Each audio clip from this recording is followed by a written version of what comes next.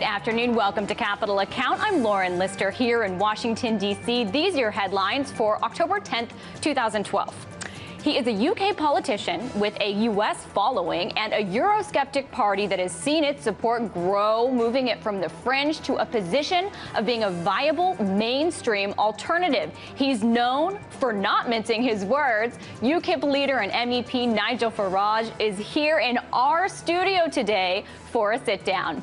And the IMF says Europe's banks may need to sell as much as $4.5 trillion in assets through 2013, 18% more than it previously estimated. This is if policymakers fall short of their pledges to curb the crisis. Now, this forecast is for a painful deleveraging that would crimp growth. So, how much pain is still left in the Eurozone, and who is left to pick up that bill? And Jamie Dimon was in Washington today at the Council on Foreign Relations. We're weeks away from the one-year anniversary of MF Global's collapse, with JP Morgan being a major counterparty and custodial bank of MF Global. Capital Account asked, when did Jamie Dimon find out about the collapse? Oh, you're taxing my memory at this point. And did you have any conversation with Mr. Corzine? No luck on that one, but we did take him to task on the Bear Stearns acquisition and the civil fraud suit. We'll show you what he said later in the show. Let's get to today's Capital Account.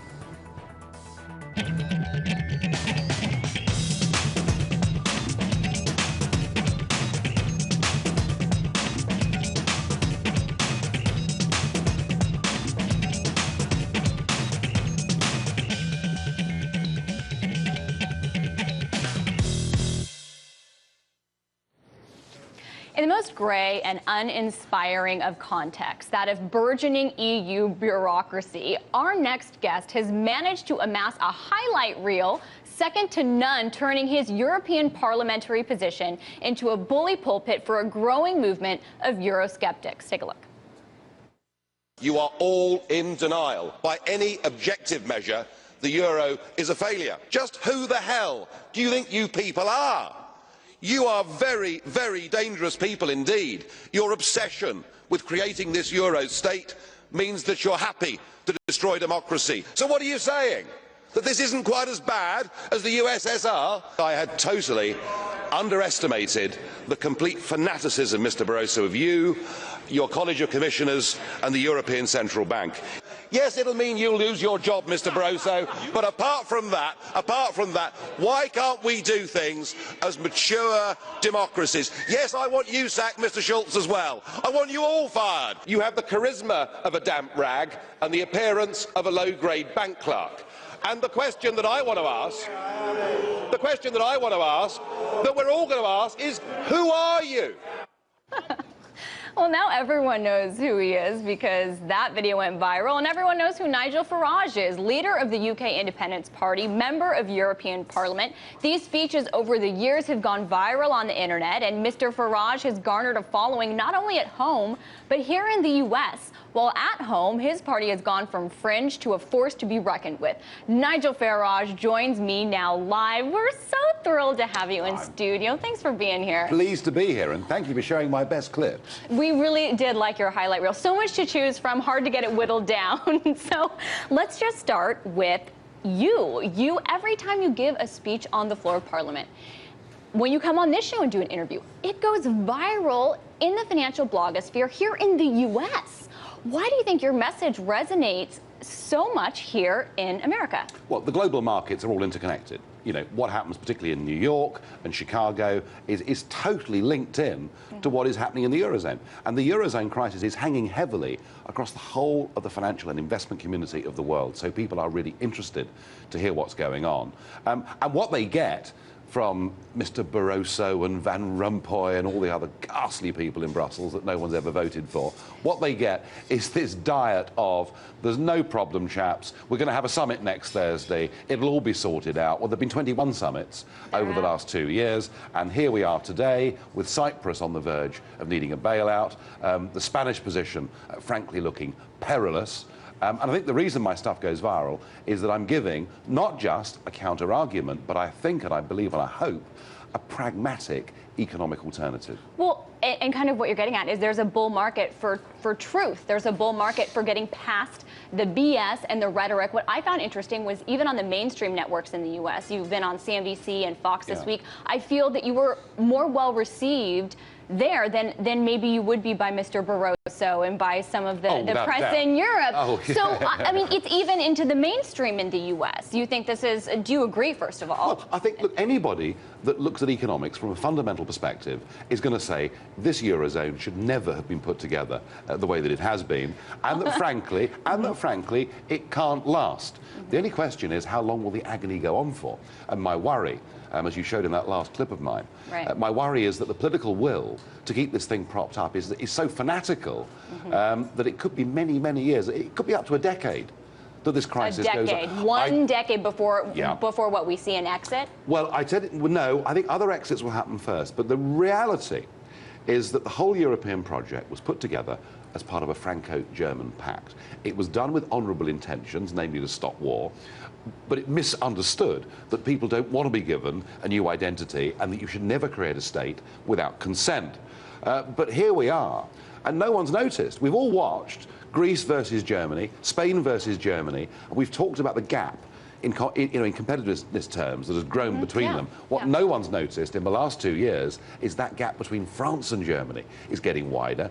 We've now got a new French president whose views on economics, frankly, are mad, because the first three things that he does on becoming president, he reduces the retirement age from 62 to 60, he ups the minimum wage by more than the rate of inflation, and then he introduces a hate tax 75% of 75%, and he says if there were any entrepreneurs left in Paris, please catch the next Eurostar out. And because of that, I think this gap between France and Germany will get bigger, and the awful reality for the people that wanted to build a European state is I don't think in the end even France and Germany can survive together in, say, Messiah economic and monetary union. Oh, wow. Okay, well, that's bold, but let's back up a little bit, because have even you been surprised that we haven't seen a Greek exit yet, or that despite all of the pain, we've still seen Greeks go to the polls and, yes, give more support to anti-Euro parties, but ultimately re-elect mainstream parties, and that the Euro architects, despite the cost of these bailouts, still seem committed to keeping Greece in. Have you been surprised yes, on this long? I have to say that I would have thought that by now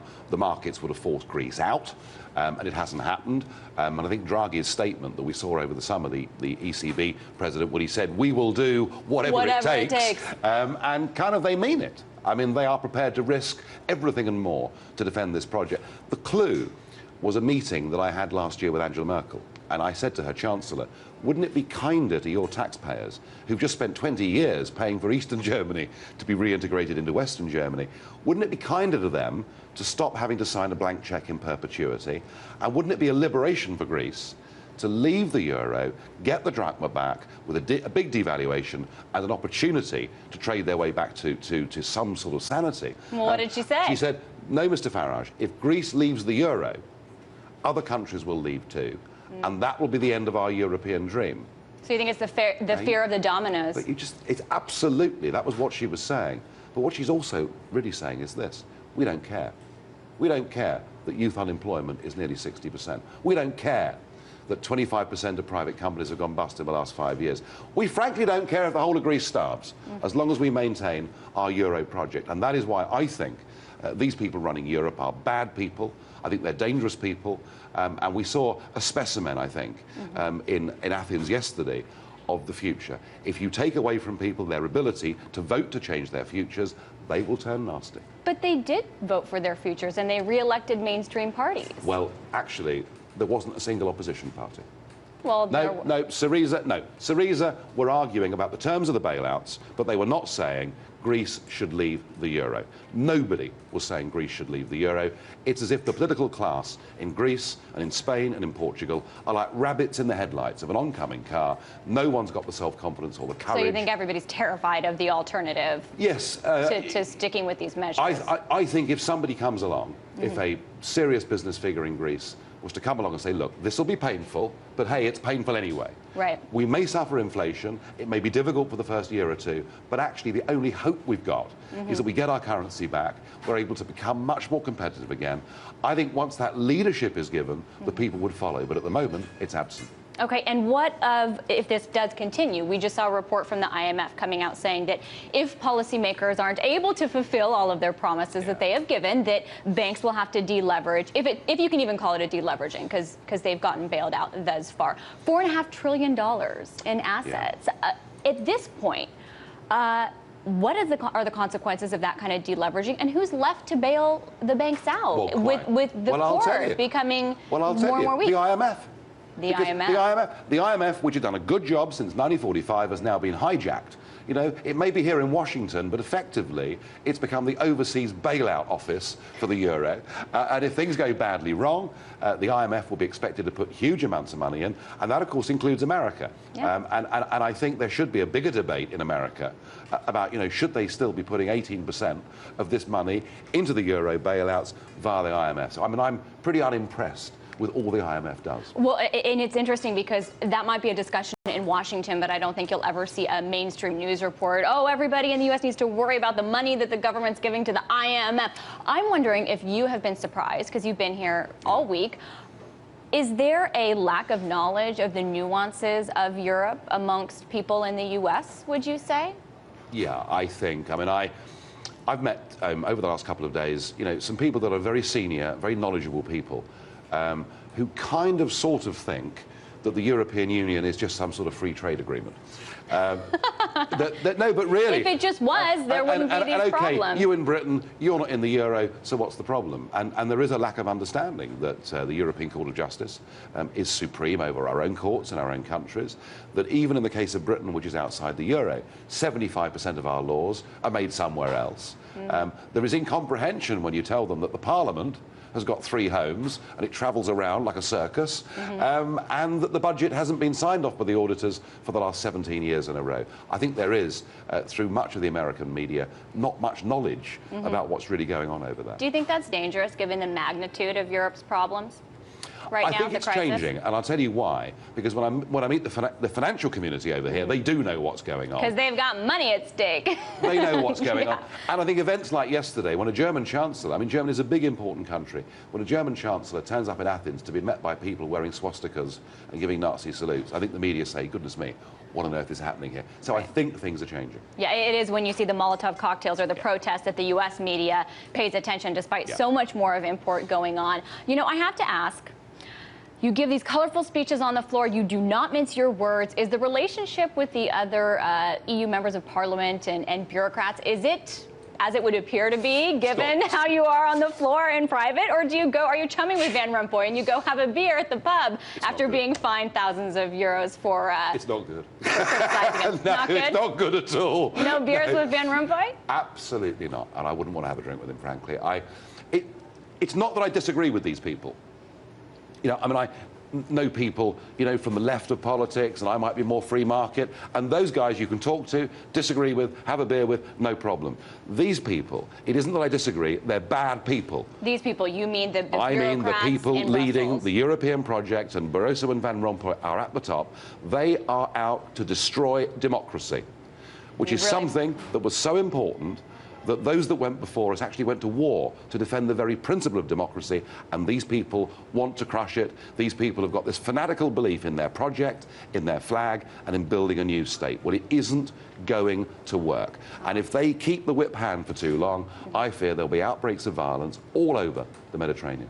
And we may see more damp rag comments. You may be paying more fines, Mr. Farage. Well, it's been calculated that if I am rude to Mr. Van Rompuy, and if I'm fined another 63 million times, I personally would have paid for the entire Euro bailout fund. Oh, all right. We are going to keep you here. We're going to come back after break. More with Nigel Farage in just a minute. Still ahead, Capital Account producer Justine Underhill took on Jamie Dimon during a press conference here in Washington, D.C. this afternoon. Stay tuned to find out what he said. But first, your closing market numbers.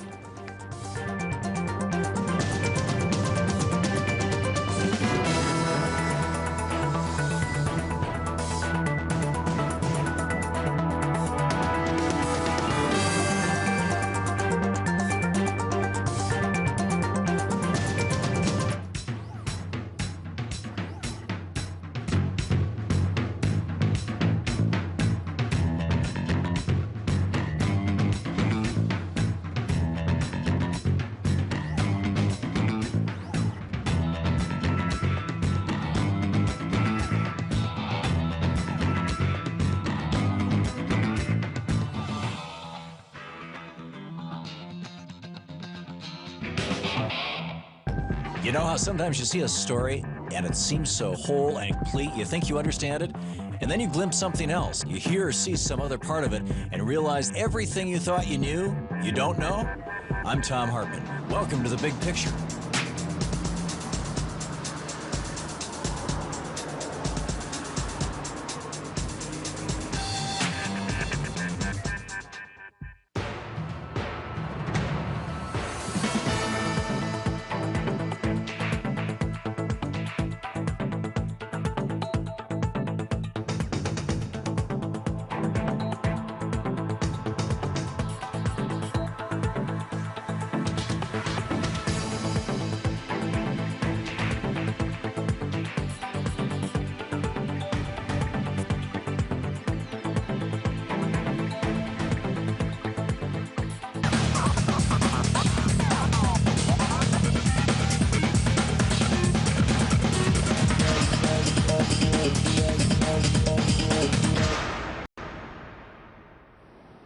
Welcome back. We're talking to Nigel Farage today. And at home in the UK, his party, UKIP, has been gaining steam. In 2009 elections, they were polling with double the support of the stage in the prior electoral process that they had.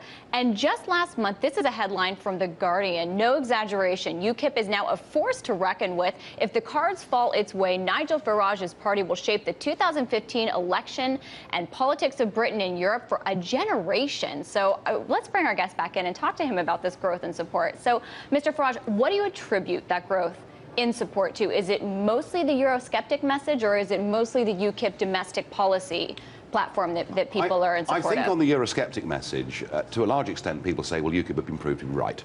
Even people that don't like me, UKIP have been right about what they've said. Okay. And that this topic about democracy, about self-government, which really the mainstream media and parties tried to bury under the carpet. Let's not discuss it in front of the children. That unavoidably has now rocketed up the agenda of politics in the United Kingdom. But it's not just that. I think in the early days, UKIP was necessarily a protest party against what was happening in the European Union. And we used to talk about who governs Britain. We're now talking about how that Britain should be governed. So we're now saying, once we're free of it, once we've cut the Gordian knot of being in the EU, we will be able to liberalise our labour markets. We will, all these things we're able to do with the money and with the ability to have our own trade deals across the rest of the world, which we're currently forbidden from doing.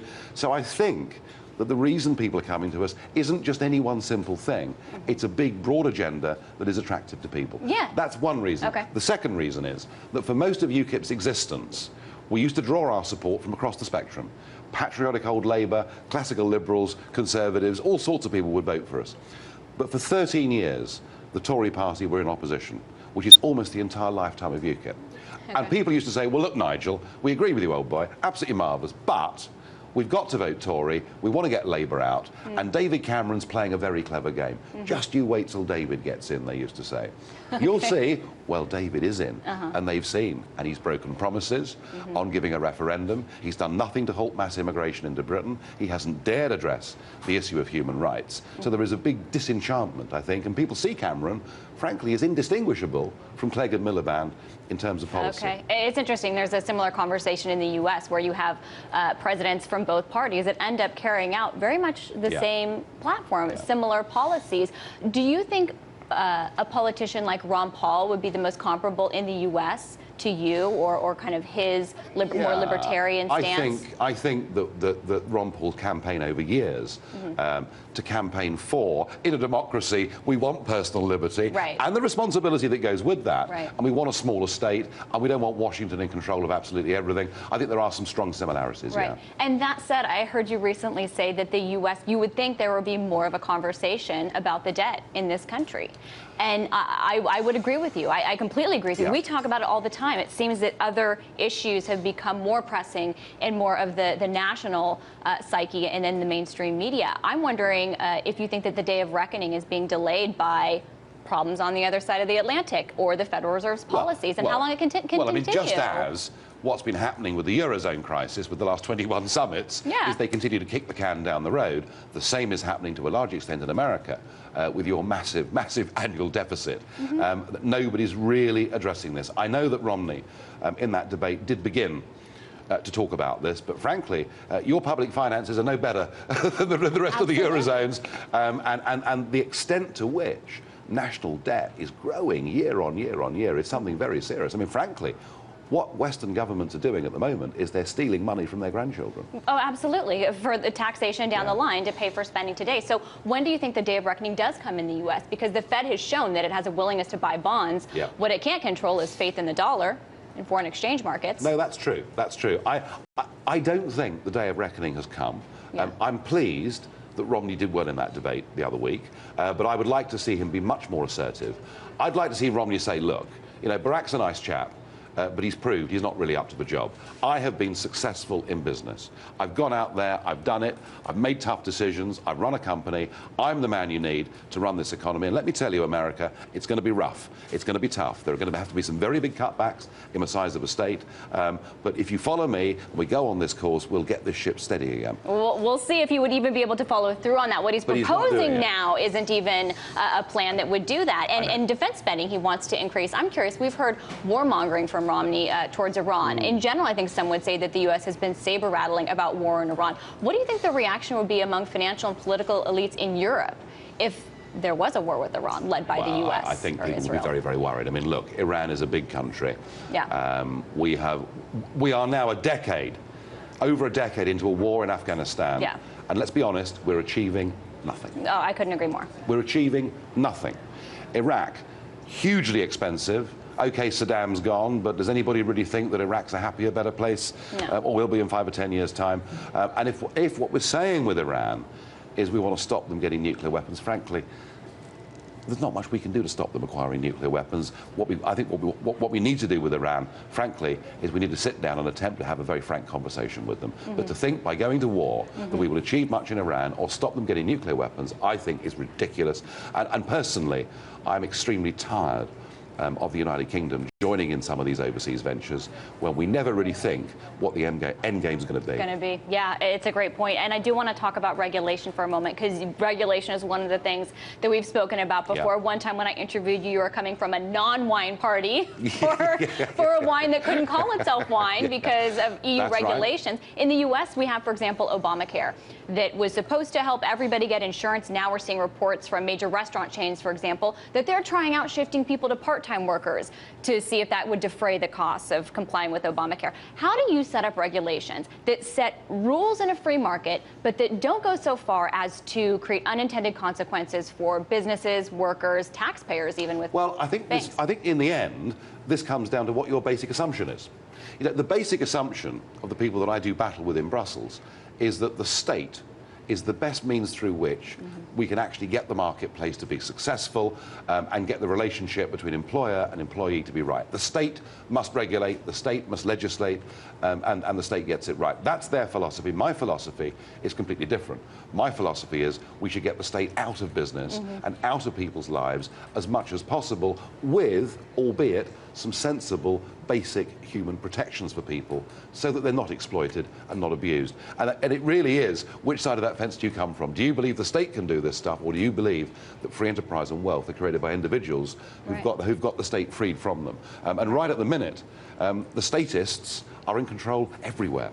They're in control in Westminster, they're in control in Brussels, and they're in control here in Washington, where Washington is building up a bigger and bigger state at the expense of the constituent parts of the USA.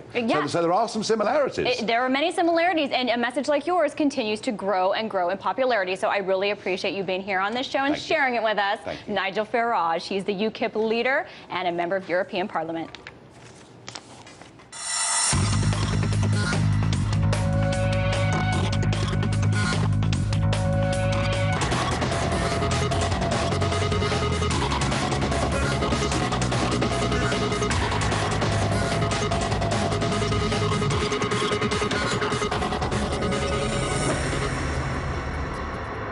Today, Jamie Dimon was in Washington at the Council of Foreign Relations. Capitol Account had some questions for him. And you may have already seen some of the headlines on his admissions about Bear Stearns. Well, eliciting those comments was one of our very own Capitol Account producers, Justine Underhill. Here's how it went down in the Q&A. You mentioned that companies make mistakes, and now that there's a civil lawsuit for Bear Stearns related to related fraud. Do you regret participating with the Federal Reserve to buy Bear Stearns in 2008? We didn't participate with the Federal Reserve, okay? And did you miss something when you told investors that Bear Stearns, the acquisition, would not be material? Well, I'm not sure I ever said that. So Bear Stearns, we were asked to buy Bear Stearns. Someone said the Fed did us a favor to finance something and stuff like that. No, we did them a favor. I mean, let's get this one exactly right. We were asked to do it. We did it at great risk to ourselves, and we had the capability and capital and people to do extensive due diligence. The one thing I was terrified about was, had they gone bankrupt, all these lawsuits, there'd be no money. There'd be no lawsuits. There'd be no stock drop lawsuits. There'd be no class action lawsuits. There'd be no mortgage lawsuits because there'd be no money. But we bought it. And the second we bought it, we knew we had some, we were buying some, as some reporters point out. I've written extensively about, would I have done Bear Stearns again, knowing what I know today? It's real close. It's really close. I will not, but what I know today, if they called me again to do something again like that, I couldn't do it. My board wouldn't allow me, because you take on these obligations. I did get a letter from one of the senior regulators late on Sunday night before we signed it that said, please take in consideration when you want to come after us down the road for some of the Bear Stearns did, that JP was asked to do this by the federal government. And we've been very honest with the shows about the economic and financial effects of Bear Stearns. We have some great things with Bear Stearns, some businesses and their building and some great people, and some terrible things. And I forgot the exact number, but I'm going to say we've lost $5 to $10 billion on various things related to Bear Stearns now. And yes, I put it in the unfair category. Hey, I'm a big boy. I'll survive. We were very honest with our shareholders. But I think the government should think twice before they punish businesses every single time something goes wrong. Nice work with Justine and Dimitri in helping out with that. And in reference to the materiality of acquiring Bear Stearns, this was cited by Chris Whalen, a bank analyst. He also used to work at Bear. He's been a guest on this show, very trustworthy source. He had written in a post a couple years ago, JP Morgan Chase CEO Jamie Dimon told investors that the acquisition of Bear Stearns would not be material to investors. You can see that post of his on Zero Hedge and numerous other sites. That's where we're going to have to leave it today. Thank you so much for our show. That's it for our show. Thank you so much for watching. Make sure to come back tomorrow. And in the meantime, you can follow me on Twitter at Lauren Lister. You can go like us on our Facebook page. There's the address. You can catch any shows you missed or give us feedback. I'll respond on Friday at youtube.com/capitalaccount. You can watch us in HD on Hulu at hulu.com/capital-account. From everyone here, have a great night.